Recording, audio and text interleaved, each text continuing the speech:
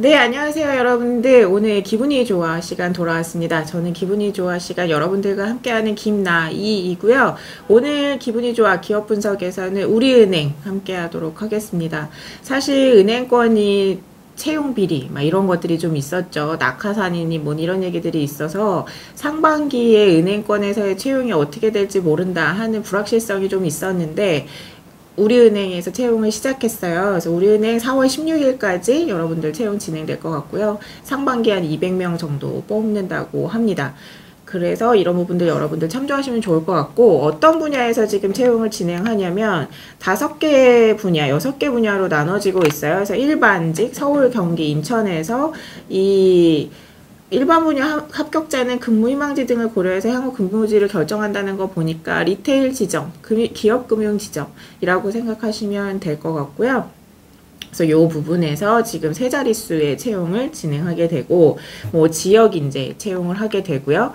우리은행의 채용에서 눈에 띄는 부분은 IT, 디지털, 리스크 자금운용 쪽을 아예 분리해서 뽑는다고 하는 점이 눈에 띄는 부분인 것 같아요. 그래서 IT 같은 경우에는 비대면 채널, 플랫폼, 핀테크 이쪽 관련된 전략을 수립하고 상품 서비스를 개발하는 직무로 해서 우리은행에서 말씀하고 계시는 게 IT 분야는 IT, 이공계 관련 전공자 또는 IT 업종 근무 경험자만 지원할 수 있다 하는 점을 명시해 놓고 있으니까 여러분들 유념하시면 좋을 것 같고요. 디지털 4차 산업혁명 신기술을 적용한 디지털 전략 수립 및 비즈니스 모델 개발하는 부분으로 디지털 마케팅 추진하는 부분, 인공지능 AI, 빅데이터, 사물 인터넷, 블록체인 부분 관련해서도 또 두 자릿수로 뽑는데 이 부분 역시 마찬가지로 IT, 이공계, 자연계, IT 업종 근무 경험자만 지금 지원할 수 있다고 하니까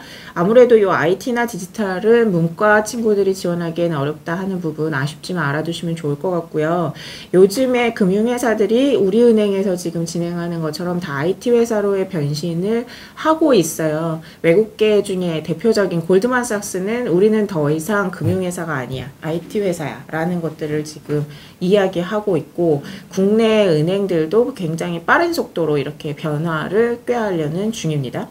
그래서 이 부분 생각하시면 될 것 같고요. 리스크나 자금운용 관련해서 은행에서의 리스크는 굉장히 중요한 직무 중에 하나인데요. 신용, 시장, 금리 리스크, 유동성, 운영 리스크를 관리하는 부분, 또 글로벌 리스크, 위기 상황 스트레스 테스트를 하는 부분, 주식이나 채권, 대체 자산 운용과 관련된 파생 상품 또 트레이딩 관련한 이런 직무의 친구들을 뽑게 되는데, 요 부분은 상경, 이공계, 자연계열 관련 전공자만 지금 지원할 수가 있다고 명시가 되어 있습니다.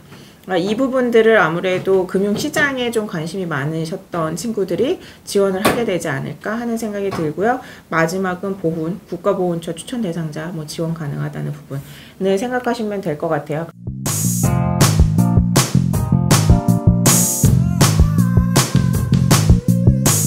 지금 크게 우리은행에서는 제가 보기에는 한 4가지 정도, 3가지 분야에서 뽑는다고 보시면 될 것 같아요. 그래서 WM, 웰스 매니지먼트라고 우리가 흔히 이야기를 합니다. 많은 은행 금융 조직들이 이렇게 변화를 꾀하고 있어요. WM, IB, 글로벌, 핀테크 이렇게 4개 분야로 지금 조직 개편들을 많이 하고 있는데, 이 중에서 지금 우리은행은 WM, 웰스 매니지먼트, IT, 핀테크에 대한 부분을 좀 강화해서 뽑으려는 움직임을 보이고 있으니까 여러분들이 이 부분을 유념하시면 좋을 것 같고요.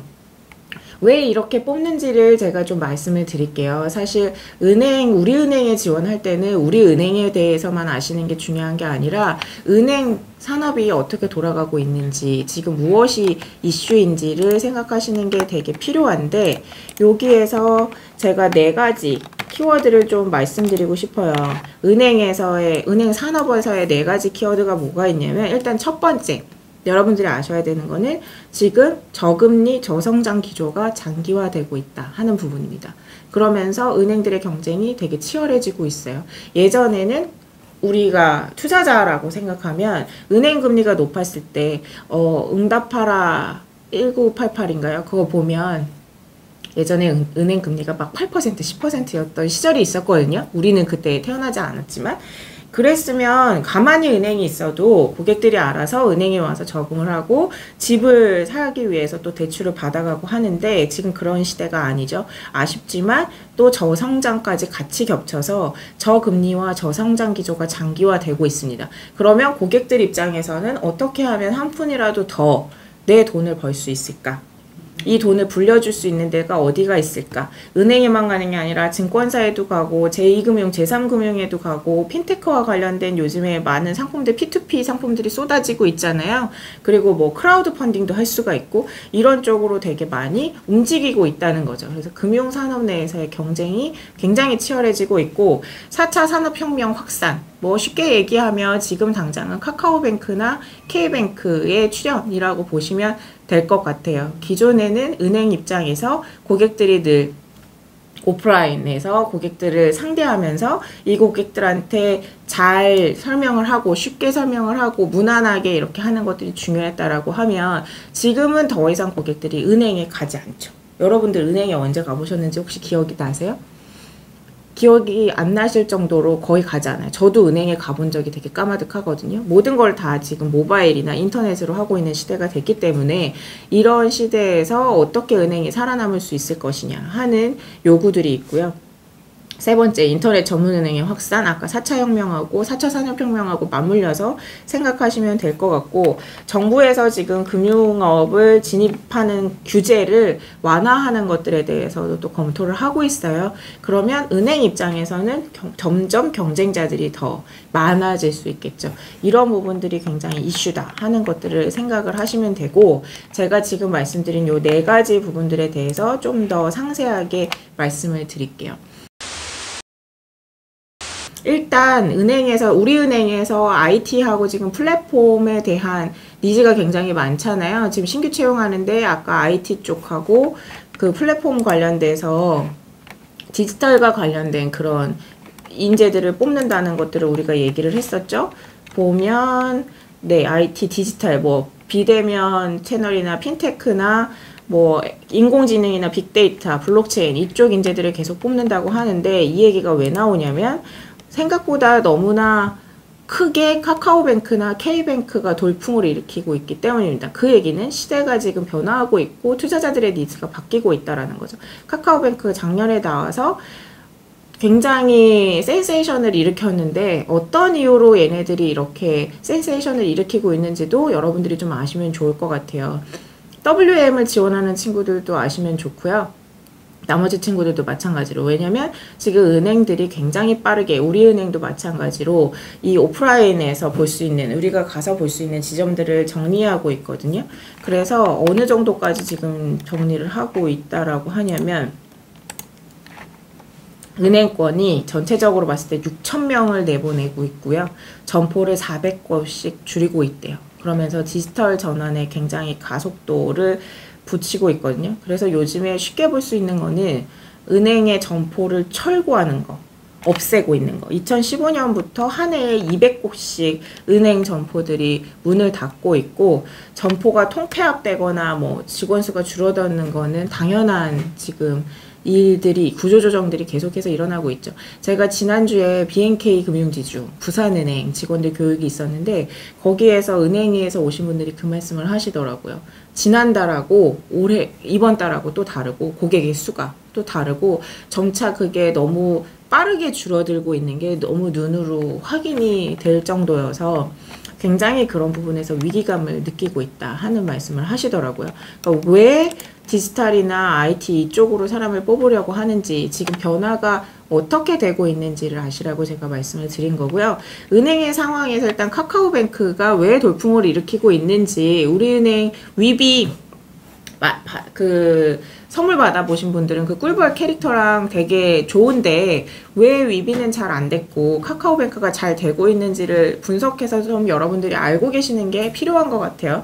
일단 카카오뱅크가 잘 된 이유 세 가지 제가 말씀드릴게요. 하나는 플랫폼 자체의 경쟁력이라고 볼 수가 있죠. 그래서 카카오톡 모두가 우리 다 카카오톡을 핸드폰에 다 깔고 있잖아요. 그 플랫폼의 고객 기반으로 해서 돌풍을 일으키고 있는 거고, 되게 쉽게 다가갈 수 있었던 UX, UI 디자인. 처음에 우리가 카카오뱅크를 깔고 들어갔을 때 무슨 금융상품 정보들이 엄청 복잡하게 막 나오는 게 아니라 굉장히 쉽게 접근할 수 있게 바꿨다 하는 거. 사용자 편의 위주의 심플함을 굉장히 추구하고 있다, 이 앱에서. 그런 것과 그 가격 경쟁력과 상품에서도 편의성이 지금 결합되고 있어요. 그래서 예금이나 뭐 대출 신청 절차가 모바일로 굉장히 쉽게 이루어지고 있고, 초기에 들어가는, 그러니까 처음으로 계좌 개설을 하는 고객이 한 7분 정도면 계좌를 다 개설할 수 있다고 해요. 저도 해보니까 사실 7분도 걸리지 않는 것 같고요.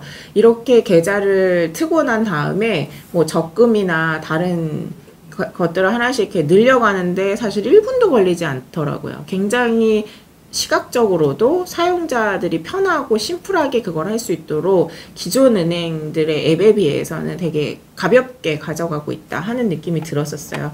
그러니까 우리은행을 지원하시는 분들께서는 우리은행뿐만 아니라 다른 은행도 다 마찬가지인데, 카카오뱅크나 지금 제가 카카오뱅크 이야기를 드렸지만 K뱅크에 비해서 내가 지원하고 있는 은행의 모바일 컨텐츠 앱이 어떻게 다른지, 카카오뱅크는 왜 저렇게 순식간에 돌풍을 일으키고 있는지, 왜 이게 위기인지를 좀 생각해 보시면 좋을 것 같아요. 이게 또 왜 위기냐면, 카카오뱅크가 현재 집중하고 있는 그 시장 자체가 신용도가 되게 높은 고객들 위주거든요. 그래서 고소득이고 30, 40대의 직장인 중심으로 고객 기반을 넓혀가고 있어요. 이게 은행의 핵심 타겟 고객하고 정확하게 겹친다는 거죠. 그래서 은행 입장에서는 향후에 고객의 그 라이프 사이클을 봤을 때 은행 수익에 대한 기여도가 빠른 사람들이 이 카카오뱅크로 다 옮겨가고 있다 하는 점이 굉장히 큰 위기인 거죠. 그래서 이 사람들을 그쪽으로 이렇게 이탈하지 않게 하려면 어떻게 해야 하는지를 굉장히 고민하고 있고, 그 고민을 IT나 플랫폼의 혁신을 통해서 하겠다. 또 나머지는 우리은행은 지금 뽑고 있지 않지만 글로벌로 나가겠다. 이 시장 안에서는 안 되겠어. 바깥으로 나가야겠어. 중국이든 베트남이든 인도네시아든 뭐 미얀마든 어디든 가서 현지화 전략을 통해서 우리가 점점 더 수익을 확대시키는 노력이 필요하다 하는 고민들을 하고 있는 거죠. 그래서 여러분들이 그거를 꼭 유념하시면 좋을 것 같고요.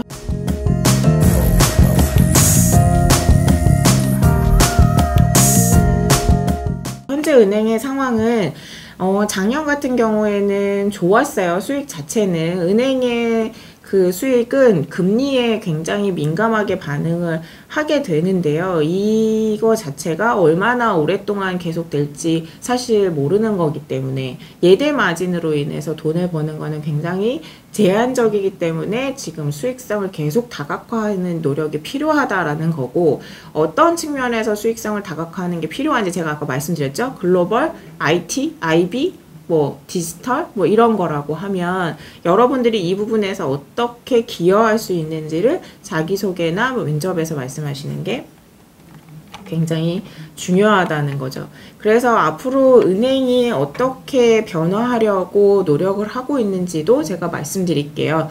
자소서에서 이 내용을 쓰셔도 좋을 것 같고요. 면접에서 사실 예전에 은행의 면접은 어떤 방식이었냐면, 이번에도 우리은행 같은 경우에는 외부 기관에 그 채용을 위탁할 예정이라고 하거든요. 이유는 그런 뭐 채용 비리나 뭐 이런 기타 등등 그런 것들 때문에. 근데 보는 기준이 제가 생각하기에 아주 많이 달라지지는 않을 거라는 생각이 들어요. 그러니까 그 얘기는 은행업에 대해서 알고 있고 여기에서 여러분들이 얼마나 역량을 펼칠 수 있는지를 볼 수밖에 없게 되는데, 그 얘기는 산업에 대한 이해, 업에 대한 이해를 여러분들이 기술해 주셔야 된다는 얘기고, 면접에서도 마찬가지로 보여주셔야 된다는 얘기거든요. 제가 지금은 IT나 플랫폼 디지털 기반으로 말씀드렸지만, 지금 뽑고 있는 포지션 중에 리스크하고 자금 운용 쪽도 있잖아요. 사실 은행에서의 리스크는 은행의 굉장히 핵심 업무 중에 하나예요. 왜냐하면 대출을 예대 마진으로 돈을 벌잖아요. 고객의 예금과 대출이 나가는 걸로 돈을 버는데, 이 대출, 개인의 신용도 물론 중요하지만 기관의 신용도 되게 중요하죠. 그래서 은행에서는 돈을 잘 갚을 것 같은 사람들한테 대출을 해줘야 될 거잖아요. 그래서 이것에 대한 리스크 관리가 되게 중요하기 때문에 이것과 관련해서는 제가 생각하기에는 이거에 관련된 지식이나 직무 경험이 좀 있는 뭐 자격증이라던가 우대사항에도 FRM이나 CFP를 딴 친구들에 대한 우대가 가능하다라는 얘기들이 나와 있거든요. 그런 부분들을 여러분들이 자소서에서 좀 드러내 주시면 더 좋을 것 같고요. WM 같은 경우에는 약간 좀 다르죠. WM 웨이스 매니지먼트 쪽에서 중요한 거는 지금 고객들이 은행에만 가는 게 아니라 거의 대부분의 투자자들이 은행에도 계좌를 가지고 있고 증권에도 계좌를 가지고 있고 보험도 하고 하기 때문에 점점 더 복합 점포화 될 거거든요. 그러니까 그 얘기는 은행에서 은행 상품만 파는 게 아니라 이미 그런 움직임이 일어나고 있는데요. 은행에서 증권 상품도 팔고 보험 상품도 파는 것들이 계속해서 늘어나게 될 수밖에 없을 겁니다. 그러니까 고객이 한 군데에 왔을 때 그 고객한테 A라는 상품도 B라는 상품도 C라는 상품도 다 연계시킬 수가 있어야 그 고객을 우리 회사의 충성 고객으로 가져갈 수 있기 때문에 이런 움직임이 계속해서 일어날 수밖에 없게 될 거예요. 그래서 그런 이야기들을 여러분들이 좀 아시고 자소서나 인터뷰에서 말씀해 주실 수 있으면 되게 좋을 것 같아요.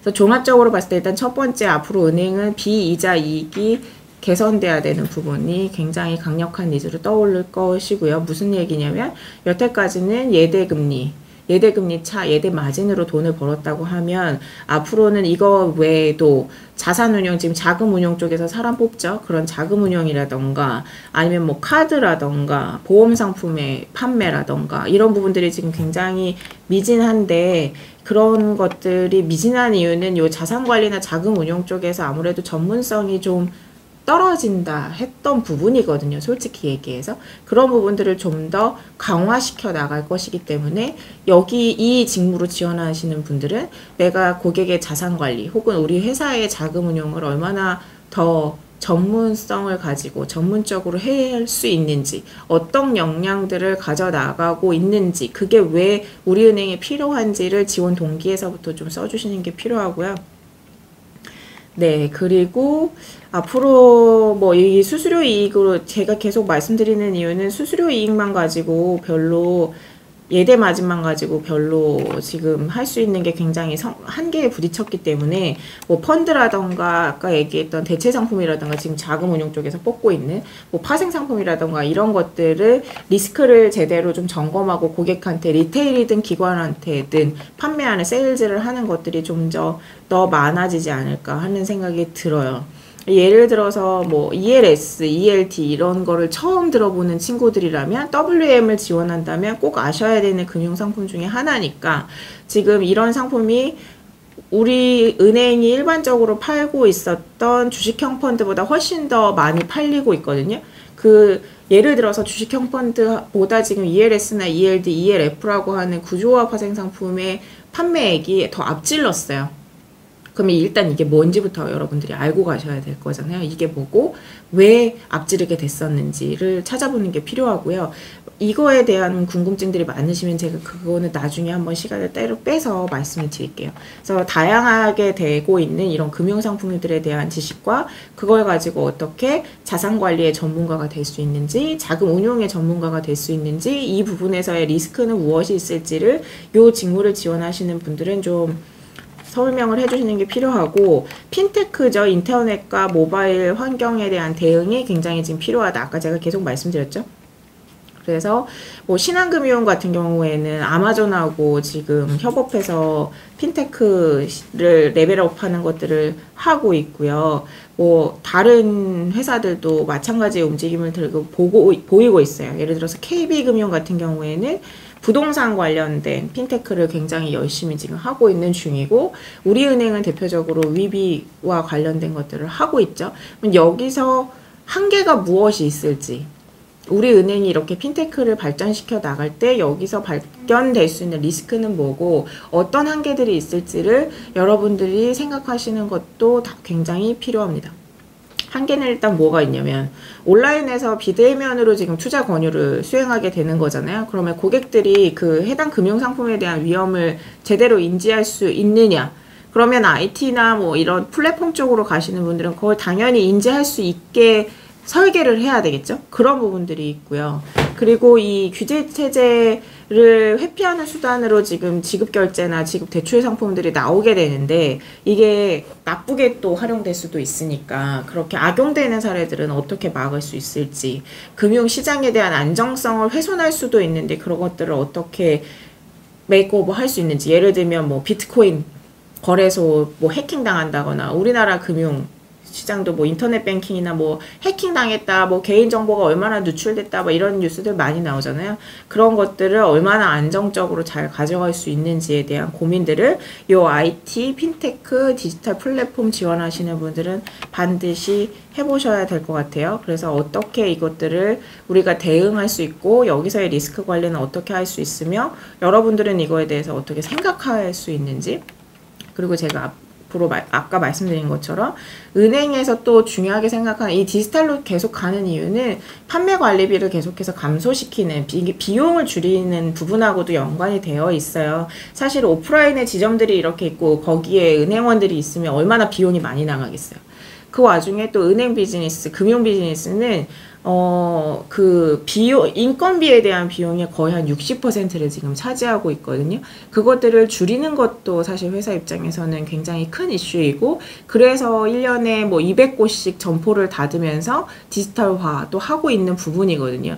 그러면 무조건 점포를 닫는 게 사실 목표가 아니라 점포를 닫고 남아있는 점포들은 어떻게 변화를 가져가야 될지도 WM, 일반직으로 지금 지원하시는 분들은 생각해 보셔야 되는 거죠. 아까 말씀드렸죠. 복합 점포로 갈 수밖에 없고, 고객에게 은행 상품뿐만이 아니라 여러 가지 다양한 금융 상품에 대한 전문성을 가지고 대응해야 한다 하는 점이 굉장히 중요해질 거라는 거죠. 그래서 그런 부분들을 WM, 웨ल्스 매니지먼트 일반직 지원하시는 친구들은 자소서나 면접에서 좀 피력을 해주시면 굉장히 좋을 것 같아요.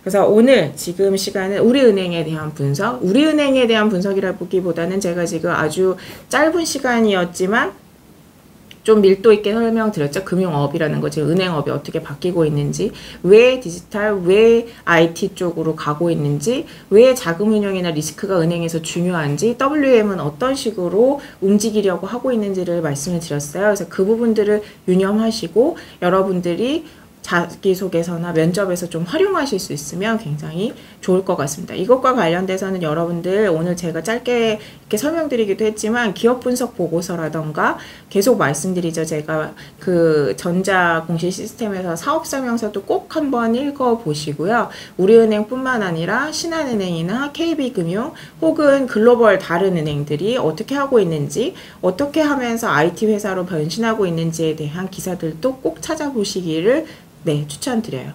이상입니다. 우리은행에 대한 분석 이상으로 마치도록 하겠습니다. 여러분들 화이팅 하세요.